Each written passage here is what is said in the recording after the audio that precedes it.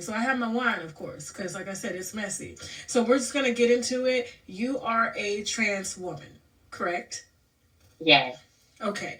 And you go by Christian is your name. That's how you want to be addressed, correct? Or CC, yes. Or Cece? Yes. Okay. All right. Thank you, Cece. So where do you reside? To it because we're here. It's messy, okay? Sway Lee and you. Just in case people aren't familiar who Sway Lee is, I believe I want to call him an R&B singer, a rapper. I don't know. Okay. His birthday, and at the time I was in Miami as well, and he sent me the flyer to his event at Miami 11. And when I was there, I was responding. I was texting him, asking where he's at. No response. I'm getting left on red. So the club, he walks outside with like three girls, and I texted him like, I didn't get to go inside because it was hella late when I got there, and like, what are you doing?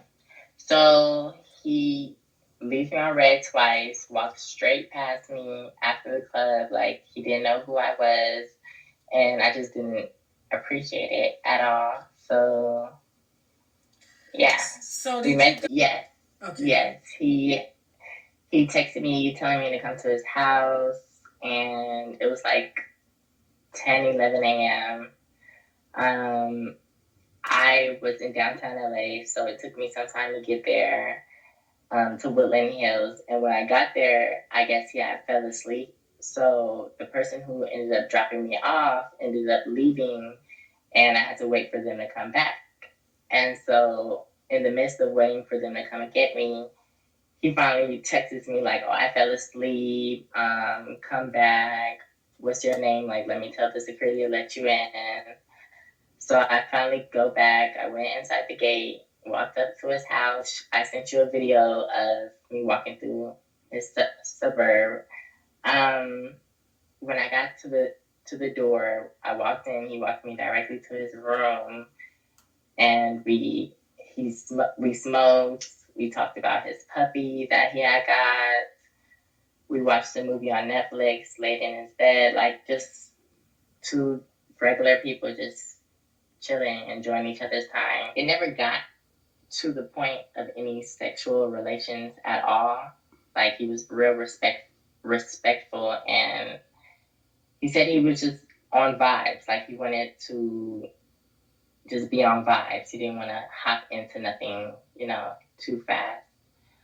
So then eventually it was like 1 p.m. and he had to go to the studio. So he asked me if I needed an Uber. I told him no because my ride was back by then. And so I ended up leaving. And well, he walked me to the door, and then I ended up leaving. And I ended up leaving my mask in his house. And he was about to bring it back, but I was already leaving him just to keep it. And after that, it wasn't the same energy that he was giving while I was there. So I just didn't appreciate the switch up. I don't really like fake people. So it's like, keep the same energy that you had when we met, or communicate and let me know that something went wrong and you just wasn't feeling it. We cuddled a little bit, just like I rubbed on his chest, on his stomach, but nothing like kissing or sex. No. Did he? Yeah, he rubbed on my butt, and that's about it. We were watching like TV, so it wasn't Did he really know? on those vibes. Yeah. Did he know that you were trans? Before I even went to his house, I asked him like, "Are you sure? Like, you want me to come over?" Like, most young men aren't able to tell over social media, and so if you aren't ready or experienced with my type of, like, with who I am, then let me know now. Like, you can be honest. And he still invited me over, and then also when I got there, before I even walked inside, I told him like, I'm trans, right? And so it just didn't matter to him. Like, I don't approach any man, or I don't hang out with any man that does not know who or what I am. to me right in front of my face in Miami. I was upset and sent over like 2 screenshots to Industry on Blast, and they asked for more. They ended up posting it, but didn't ask for the story. So that what they posted was false information.